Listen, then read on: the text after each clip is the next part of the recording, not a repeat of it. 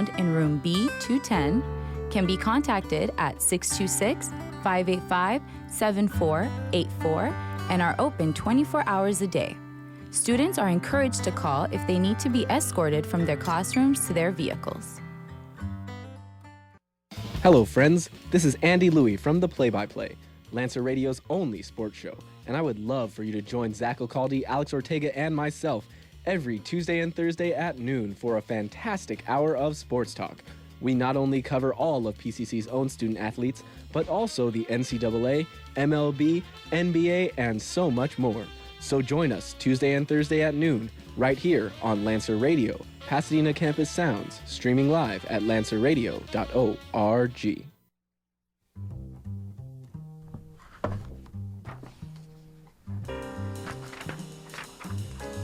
Well, welcome. This is Dr. Joe Connor, the Connor Bubble, here at Lancer Radio, coming to you live from Pasadena City College. We're going to be talking about food and family today, and we're going to be talking about a wide range of topics related to food, and we're going to concentrate a lot of attention to allergies and defining some of the components that cause allergies, and also some of the research that's going on by the National Institutes of Health to sort of address some of the concerns regarding food allergies and health and things of this nature. So we're going to be talking about that. But before we get into it, you're probably already aware, if you listen to KPCC, they're covering very well information relating to the act that was passed by Congress on March the 23rd, 2010. It's called the Affordable Care Act, and detractors of that particular act call it Obamacares. And you heard me say last week they ought to just change it to Obamacares and to counteract the negativity of this particular situation. Well, the Supreme Court is having a unusual and quite unique series of 3 days of hearings on this Affordable Care Act. And today was one. There's a lot of questions back and forth. And if you want to follow it, just listen to KPCC, and that's our sister radio program run by Public Broadcast out of Minnesota Public Radio. And KPCC is the holder of the license, or I should say the Pasadena City College. And so here on Lancer Radio, we're student operated, and we work collaboratively with KPCC and sharing opportunities for students to get training at KPCC. And so we encourage you to listen to Lancer Radio here at lancerradio.org, and also listen to KPCC at kpcc.org, and you hear a really good mix of news and features for the college and the community, and you can be well informed. And so that's something that's going on. It's a big deal. Since before 1920, the presidents have been trying, and Congress been debating on what can be done to improve health care coverage for Americans.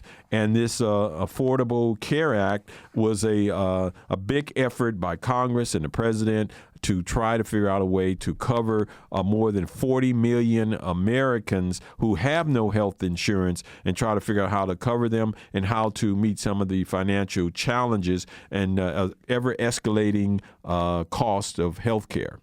And so it's a big issue and it's an important issue. People are lining up on different sides. And so what we want to do is to let you know some aspects of health care that you may or may not be aware of in terms of what kind of diseases that can affect from food allergies. And that's what we're going to be talking about today. Not the politics, but talking about some things to educate you on some of the terms and some of the things that may impact your life. Where we're going to be getting the information from is a textbook. I just got a sample of it, and we're going to be talking about various topics. The textbook is by Janice Smith. It's the General Organic and Biological Chemistry. We're going to focus on their human health sections in that particular book. We're going to get information from the National Institutes of Health. They have a website called Project Reporter. You can go to their website, projectreporter.nih.gov, G-O-V, and you can search on terms relating to human health. You can search by key term, you can search by research, you can search by state, you can search by institution, and you can search by year that grants have been awarded. So it's a really robust website that you can get some information about that. Also, we got some information just from doing some Google searches on some terms, and we're going to start off with some of those terms in a moment. We talk about histamines, inflammation, allergies in general, basophils. These are some terms we're going to be talking about and defining them for you because they're all relevant to you in terms of your health as well. And so we're going to be talking about those particular issues.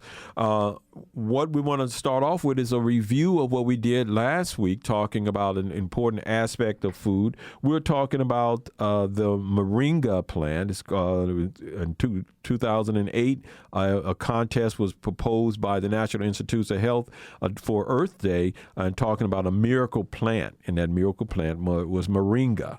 And Moringa is a plant that's very full of different nutrients and things of this nature. So we're going to be talking about that Moringa plant.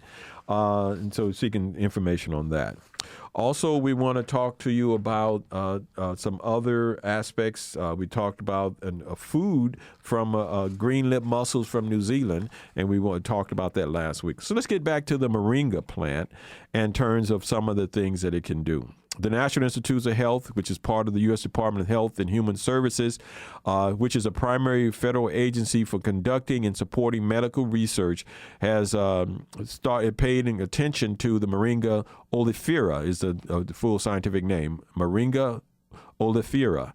And it says there was an article in 2008, as I indicated, that's called the Moringa, the mystery miracle plant, or the miracle plant. And so some of the things that it can do, it can promotes normal liver, kidney function. It can help healthy digestion, healthy circulatory system, a normal serum cholesterol level, healthy cell structure, normal blood glucose levels, healthy skin, reduces the appearance of fine lines and wrinkles. Inflammation, we're going to talk about what inflammation is in a moment. Arthritis pains can be reduced. Headaches and migraines can also be better handled. It helps to nourish the body's immune system. We'll talk about that, particularly in the context of inflammation and the basophils. It helps to nourish the eyes and the brain, increases the energy, also aids in the sleep. So these are some of the things that you can look at. And so I would say that I am affiliated with a company, Zija, that helps in terms of providing a nutritional supplement for that particular product. I just want to have a disclaimer for that up front. But the work from NIH is important in terms of their independent studies on the importance of that particular plant, the Moringa oleifera. Another plant that's an organism that's important to health has to do with the green lip mussels from New Zealand. The green lip mussels from New Zealand, Perna caniculus, is important because it has a high concentration of omega-3 fatty acids, and it helps in also lowering inflammation as well. So these two organisms, a plant, Moringa, and the other one, a green lip mussel from New Zealand, are important in terms of being aware about these particular issues. All right, so let's talk about some things dealing with our health. An issue that's going on right now, you should be aware of the idea of Medicare. It's a national social insurance program that's administered by the federal government, and it guarantees access to health insurance for Americans 65 and older and young people with disabilities. In 2010, Medicare provided health insurance for 48 million Americans, and 40 million people 65 or older, and 8 million were young people with disabilities. So it provides a significant service for those people. So this debate that's going on in the White House directly relates to Medicare, and if you are not following the debate, I think you should, because the justices are asking some very important questions, and these questions should be answered if we want to be able to have the best health care possible. It's not only an issue here in California, but also there's an organizations around the nation, and particularly one we shared last week is the Maryland